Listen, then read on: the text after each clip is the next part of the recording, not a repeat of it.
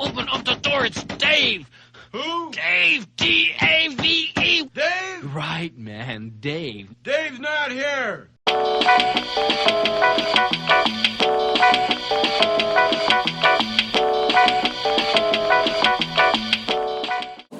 Today we're going to cover two topics. The first is going to be park assist, and the second is to talk about the battery.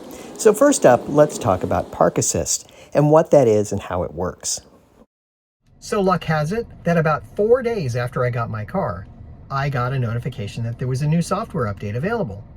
Now, kind of funny, because I wasn't parking the car in the garage, I had an issue with connecting to my Wi-Fi to download the software. And it's just, one of those quirky things that happens because you have to download it over Wi-Fi instead of over the cellular network. So I had to figure a way to get my car to connect to my house so that I could download the software, so then I could park it in the garage and be in the house.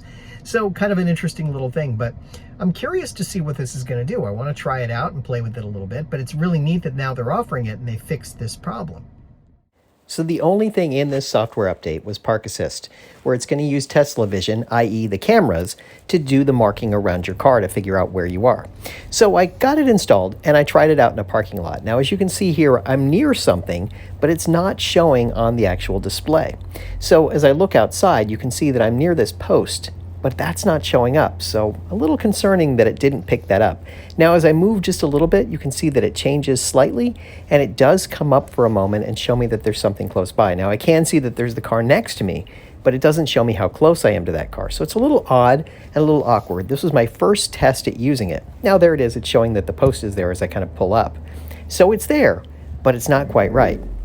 Now, a little while later, I moved over further into the parking lot and parked between two cars to see what would happen. Now, you can see the person walking in front of me with the visualization there, but you can see that there's a little marker around the outside edge showing me that there's two cars. There's the car to my right, and you can see that over on the orange on the right.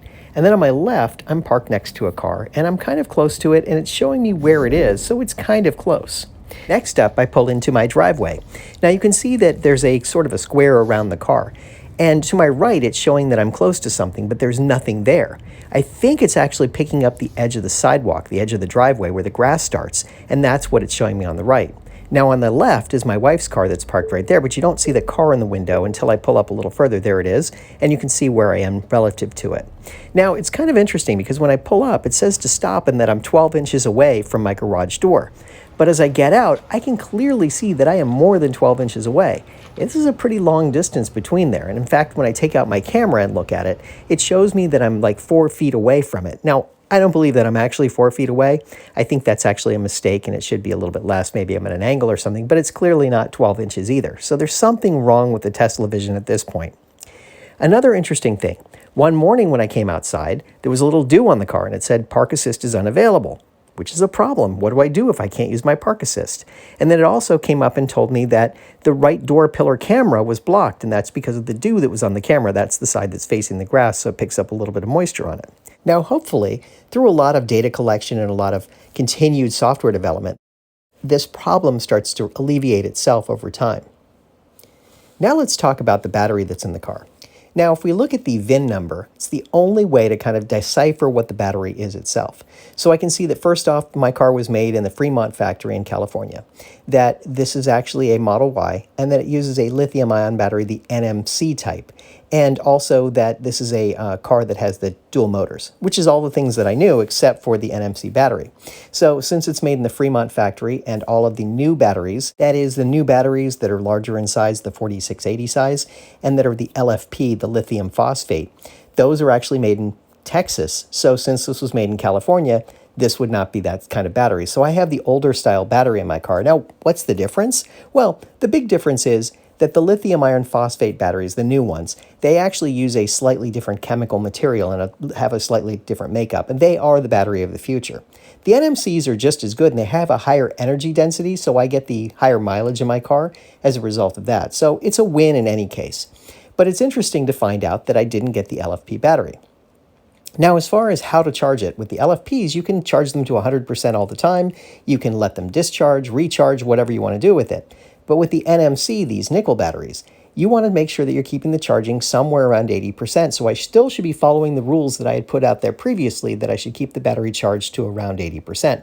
So when you look at these smaller batteries, much like the AA batteries that I showed you before with my Model 3, these are the 2170s, and that's the size dimensions that makes it look something like a AA battery.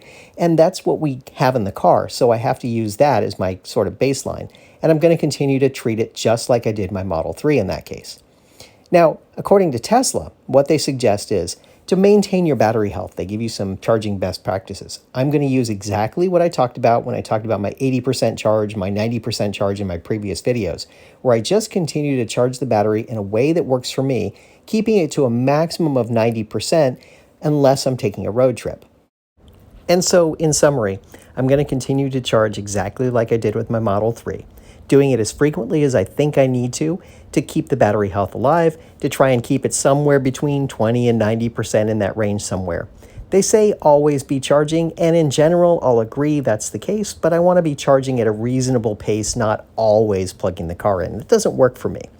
So one last little thing about this is that I noticed when I got the car, they had preset the charging maximum to 90%, which goes along with what their philosophy is in that sense. So I'll go ahead and just kind of keep it to that level and just keep it in that range as I continue to charge it. So charging is pretty straightforward as far as that goes, and I'll continue to do exactly what I did since I have the same type of battery. Now, one other last little thing, how big is the battery that I have in there? Well, we don't know that because they don't tell you. These NMC batteries have a pretty good energy density, as I mentioned, so it should be around 81 or 82 kilowatt hours, but it's impossible to tell in a linear sense exactly what size it is, but that should be about right.